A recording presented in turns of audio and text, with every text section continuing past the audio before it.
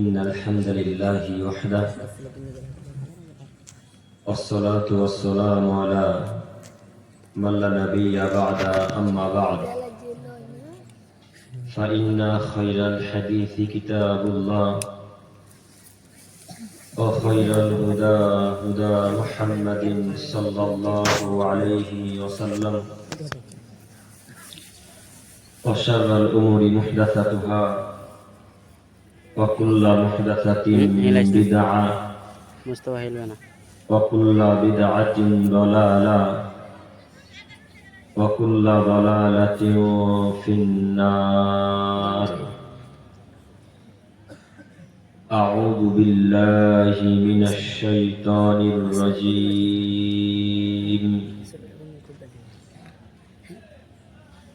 يا أيها الذين آمنوا لا تلهكم أموالكم ولا أولادكم عن ذكر الله ومن يفعل ذلك فأولئك هم الخاسرون. الآية. عن أبي هريرة رضي الله تعالى عنه قال قال رسول الله صلى الله عليه وسلم إنه لا يأتي الرجل العظيم السمير يوم القيامة لا يزين عند الله جناح بعوضة.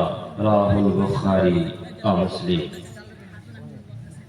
প্রশংসা আল্লাহ সুবহানাহু ওয়া তাআলার জন্য। শান্তি অবতীর্ণ হোক আল্লাহ রাসূলের উপর সাল্লাল্লাহু আলাইহি ওয়াসাল্লাম। সম্মানিত সভাপতি সাহেব ও ওলামায়ে কেরামগণ ও আমার সামনে বসে থাকা দিনী ভাই ও পর্দার আড়ালে মা ও বোনেরা, আজকে আমাদের এই দিনী বৈঠকে সংক্ষিপ্ত আলোচনা হবে আমাদের জাহান্নামে যাওয়ার কিছু কারণ। এই সম্পর্কে এক গুরুত্বপূর্ণ তথ্যবহাল বিবরণের চেষ্টা করব ইনশাআল্লাহুল আজিজ। আমি আমার বক্তব্য শুরু করার প্রথমেই আপনাদের সাথে জরুরি কয়েকটি কথা বলতে চাচ্ছি। তার প্রথম জরুরি কথা হচ্ছে এই, আপনারা সকলেই এক বাক্যে উত্তর দিয়ে বলেন তো এখন দেখি, এখন উপস্থিত বর্তমান যেই হিসাবে, যে পদ্ধতিতে, যে গতিতে বসে আছেন, এটা কি মুহাম্মদ সাল্লাল্লাহু আলাইহি সাল্লামের দেওয়া পদ্ধতিতে বসে আছেন? তো মুহাম্মদ সাল্লাল্লাহু আলাইহি সাল্লামের পদ্ধতি কি? কি চলেছে কথা আপনারা বুঝতে পারেননি মনে হয়। আচ্ছা, একটু আপনারা বা আমরা এখন পর্যন্ত বসাটাই যদি মুহাম্মদ সাল্লাল্লাহু আলাইহি ওয়াসাল্লামের পদ্ধতিতে না করতে পারি, তাহলে আমি যতক্ষণ হাদিস করে বলবো আপনারা মান্যতা দেবেন, এটা বিশ্বাস করতে পারছি? এটা বিশ্বাস করা যায় না। কেন? বসতে তো পারলাম না তার নীতিতে, তো তার এখন কথা কিভাবে মান্যতা দেবো? তাই না? আগে প্রথমত তার কথা অনুযায়ী বসতে হবে। তো তার কথা অনুযায়ী বসলে সামনের কাতারকে পরিপূর্ণ করা লাগবে। তো আপনারা পিছনে কেন? এতক্ষণ মেলাতে ছিলেন, এতক্ষণ থেকে পেট শান্তি হয়নি, এখনো বাইরে পিছনে থাকতে হবে? একটু কি হায়া বিদ্যা বুদ্ধি কাজ করে না? কেন পিছনে? আপনার একটা হাদিস দেখাই তো দেখি, পিছনে আপনি কেন? আল্লাহ নবী মুহাম্মদ সাল্লাল্লাহু আলাইহি সাল্লাম এইভাবে সাহাবায়ে কেরামদেরকে নিয়ে আলোচনা করছেন, হাদিস কোরআন পেশ করছেন, তাদেরকে বুঝাচ্ছেন। তো তিনজন ব্যক্তি রাসূলের কাছে এলেন। একজন ব্যক্তি রাসূলকে দেখে মুচকি হেসে সামনে বসে গেলেন। তো আল্লাহ নবী তার দিকে দেখে মুচকি হাসলেন, আবার বক্তব্য চালু করলেন। আবার আরেকটা লোক দ্বিতীয়জন ব্যক্তি রাসূলকে দেখে মুচকি হেসে পিছনে গিয়ে বসলেন। তো আল্লাহ নবী তাকে দেখে মুচকি হাসলেন এবং বক্তব্য চালু করলেন। তৃতীয় জন ব্যক্তি রাসূলকে দেখে কিছুক্ষণ দাঁড়িয়ে ওখান থেকে চলে গেলেন। তিনি প্রথমেও বসলেন না, মধ্যেও বসলেন না, পিছনেও বসলেন না, ওই ব্যক্তি আল্লাহ এবং তার রাসূলকে উপেক্ষা করে অপমান করে চলে গেলেন। তো আল্লাহ নবী বলছেন, এই আদরের ছেলে মেয়েরা শোনো, ওই যে প্রথম ব্যক্তি যে লোকটা আমাকে দেখে হাসলো, হেসে আমাকে দেখে বসে গেল, এই লোকটার প্রতি আল্লাহ দয়া করেন। কে দয়া করেন? আল্লাহ। আল্লাহ দয়া করেন। ওই যে দ্বিতীয় ব্যক্তি যে লোকটা আমাকে দেখে লজ্জা করে আমাকে আমার সামনে না বসে পিছনে চলে গেল, একটা কথা মনে রাখবেন, যখন কোন গণ্যমান্য ব্যক্তির সামনে দাঁড়াবেন তখন সামনে বসতেও লজ্জা লাগে, তাই না?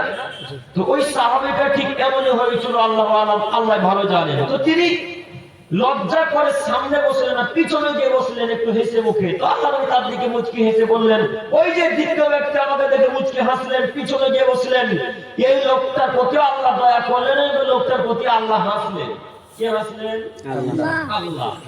তৃতীয় ব্যক্তির কথা আল্লাহ বলতে গিয়ে বলছেন, ওই যে ৩ নম্বর ব্যক্তি আমাকে দেখলো, আর হাদিস কোরআন শুনে অপমান করে আমাকে উপেক্ষা করে চলে গেল, আল্লাহ লোকটাকে ঘৃণা করেন, আল্লাহ লোকটাকে ঘৃণা করেন, আল্লাহ লোকটাকে ঘৃণা করেন। এখন আপনারা বলেন তো দেখি, যত লোক উপেক্ষা করে রাস্তাঘাটে চলাচল করছে, যত লোক বাজারে ঘোরাঘুরি করছে, যত লোক রাস্তাঘাটে গার্লফ্রেন্ডকে নিয়ে ঘোরাঘুরি করছে, মেয়েদের হাত ধরে ঘোরাঘুরি করছে, বলেন তো দেখি আল্লাহ এদের প্রতি দয়া করেন না ঘৃণা করেন? ঘৃণা করেন। তো এখন আপনাকে বসতে বলাতে আপনারা চলে যাচ্ছেন, তো এটা আল্লাহর ভালোবাসা না ঘৃণা? ঘৃণা। এমন কোন প্রোগ্রাম দেখলাম না যে বসতে বলার পর বসে গেল। এতক্ষণ ঘোরার মতন ঠিকই দাঁড়িয়েছিল, যেমনই বসতে বলার কথা তেমনই চলে যাবে, আর বসবে না। কি যে পায়ে স্প্রিং লাগা আছে তা আল্লাহ জানে, মানে বসবে না, দাঁড়িয়ে থেকে শুনবে। তো থাকুন, আপনাকে আমি অনুরোধ করতে চাচ্ছি যে একটু আমাদের মাইকের সামনে আসুন, ইনশাআল্লাহ আমি আপনার করোনার কোন উপকার করবো ইনশাআল্লাহ। 1 2 আমি যতক্ষণ কথা বলবো আপনারা একটু আমার সাথে কথা বলবেন ইনশাআল্লাহ, ইনশাআল্লাহ, ইনশাআল্লাহ। 3 কথা বলতে গিয়ে আমার সমস্ত কথা হয়তো আপনার পক্ষেও যেতে পারে, আবার সমস্ত কথা আপনার বিপক্ষেও চলে যেতে পারে। যদি আমার সমস্ত কথা আপনার বিপক্ষে চলে যায়, তাহলে লুঙ্গি তুলে বাড়ি চলে যাবেন না তো? থাকবো কিছুক্ষণ ইনশাআল্লাহ। কথা তিতা লাগলে একটু বসবো, কথা মিঠা লাগলে একটু বসবো। কথা আমার সব বিপক্ষে চলে যাচ্ছে, তাই রাগ করে উঠে চলে যাবো না ইনশাআল্লাহ। উঠে গিয়ে সমাজের এই সভাটার বিশৃঙ্খলা সৃষ্টি করবো না ইনশাআল্লাহ, ইনশাআল্লাহ। আল্লাহ তুমি এলাকার মানুষকে কবুল করো, সকলে বলি আমিন। সম্মানিত উপস্থিতি, বলছিলাম জাহান্নামে যাওয়ার কারণ, জাহান্নামে যাওয়ার অনেক কারণ আছে, তার কয়েকটি কারণ আজকে আমরা পেশ করব বলে চিন্তা ভাবনা করেছি ইনশাআল্লাহ। 1 জাহান্নামে যাওয়ার সব থেকে যেটা বড় কারণ, সেটা হচ্ছে আল্লাহর পথ থেকে দূরে থাকা। 2 জাহান্নামে যাওয়ার সব থেকে আর দ্বিতীয় যেটা বড় কারণ, সেটা হচ্ছে মুহাম্মদ সাল্লাল্লাহু আলাইহি সাল্লামের পদ্ধতি ত্যাগ করা। আদমের ছেলেমেয়েরা পৃথিবীতে যদি 40 বছর জীবন যাপন করে, আদমের ছেলেমেয়েরা যদি 60 বছর জীবনী পায়, 70 বছর যদি জীবনী পায়, আর এই জীবনীতে যদি 1 সেকেন্ডে যদি আল্লাহ রাসূলকে অপমান করে চলাচল করে, আল্লাহ রাসূলের কথাকে অমান্য করে চলে, এই সারা জীবন যদি আল্লাহ রাসূলের কথাকে অপমান করে চলে, আপনারা এখন বলেন তো দেখি এই লোকটা কি সফল না পরকালে বিফলে যাবে? বিফলে যাবে। তার মানে আল্লাহ রাসূলকে অপমান করে চলে কোনদিন কেউ সফলতা অর্জন করতে পারে না, ইনশাআল্লাহ পারবেও না।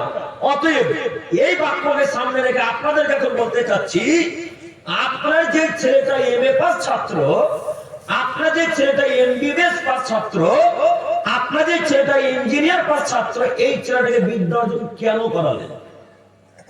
কেন বলেন? কথা বুঝতে পারেননি? আপনাদের কি গ্রাম? আমলাবাড়ি। আপনাদের আমলাবাড়ির কোন একটা ছাত্র এমবিবিএস আছে না? আছে তো। তো একে এমবিবিএস পড়ালেন কেন আসিয়াতে? একে আমেরিকাতে কেন পড়ালেন? এই জন্য পড়ালেন যেন এই ছেলেটা আমলাবাড়ি উত্তর দিনাজপুরের মানুষ উপকার করতে পারে, কল্যাণ করতে পারে, তার কারণেই তো। তাও কথা বলেন, এটাই তো আমাদের আশা আকাঙ্ক্ষা।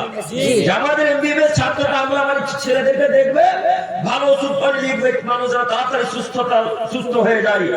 এবার আপনাকে বলি, ওই যে ছেলেটাকে আপনি এমবিবিএস করালেন, যে ছেলেটাকে ইঞ্জিনিয়ার পাস করালেন, এই ছেলেটা রাশিয়া থেকে যখন পড়ে আসছে তখন প্যান্টটা টাকনোর নিচে আছে। বলেন তো দেখি ছেলেটার আসলে একটা পদ্ধতিতে আছে না? এখন এই দুনিয়াবি ইহুদি খ্রিস্টানদের পদ্ধতিতে আছে, ইহুদিদের পদ্ধতিতে। একটু পর যখন ওই ছেলেটা নামছে তখন দেখা যাচ্ছে তার দাড়িও চাচা এবং তার স্ত্রী একটা কাপড় পরে আছে, প্যান্ট পিঠ সবই দেখা যাচ্ছে। এবার আপনি বলেন এই ছেলেটার বিদ্যা কি রাসূলের অনুযায়ী চলছে না দুনিয়াবি ইহুদি খ্রিস্টান হিন্দুদের পদ্ধতিতে চলছে? হিন্দু ভাইদের পদ্ধতিতে চলছে। আমি এ কথা বলতে যাচ্ছি না, আমি যেটা বলতে চাচ্ছিলাম ওই যে এমবিবিএস ছাত্রটা, এই গ্রামের কোন একটা মানুষের অসুখ হয়েছে, তো ওই এমবিবিএস ছাত্রটা ওই ওষুধটাই লিখবে যে কোম্পানি তাকে টাকা দিয়েছে। একটু আমাকে খুব জ্বর হয়েছে, তো আপনার যে ব্যাটা ছাত্র এমবিবিএস পাস ডক্টর, ওই ডাক্তারটা ভালোভাবে জানে যে আব্দুল করিমের জ্বর হয়েছে, যদি প্যারাসিটামলের পরিবর্তে অন্য একটা আরো দামি ওষুধ লিখি তো আব্দুল করিমের জ্বর 2 দিন মাথাতে ভালো হবে, আর প্যারাসিটামল ওষুধ খেয়ে 7 দিন ভালো হতে লাগবে। তো আপনার ছেলে ওই প্যারাসিটামল বাদ দিয়ে ওই ওষুধটা লিখবে না কেন? ওই কোম্পানির মালিক আপনার ছেলেকে টাকা দেয়নি তাই লিখবে না। কথা আমি বুঝাতে পারলাম না? কথা কি বুঝতে পারলেন? আপনার এমবিবিএস ছেলেটা ওই দামি কোম্পানির ওষুধটা লিখবে না কেন? ওই কোম্পানির মালিক তাকে টাকা দেয়নি। ওকে টাকা দিয়েছে প্যারাসিটামল কোম্পানির মালিক, তাই প্যারাসিটামল ওষুধটাই লিখবে। সারা পৃথিবী যদি অসুখ আলা মানুষ চলে আসছে ছেলেটার কাছে, ডাক্তারের কাছে, প্রত্যেকটা অসুস্থ ব্যক্তিকে ওই ওষুধটাই লিখবে। কেন? ওই লোকটা ছাড়া কেউ তাকে টাকা দেয়নি। তো এই ছেলেটাকে আপনি এমবিবিএস ছাত্র শিক্ষক পাস করালেন কেন?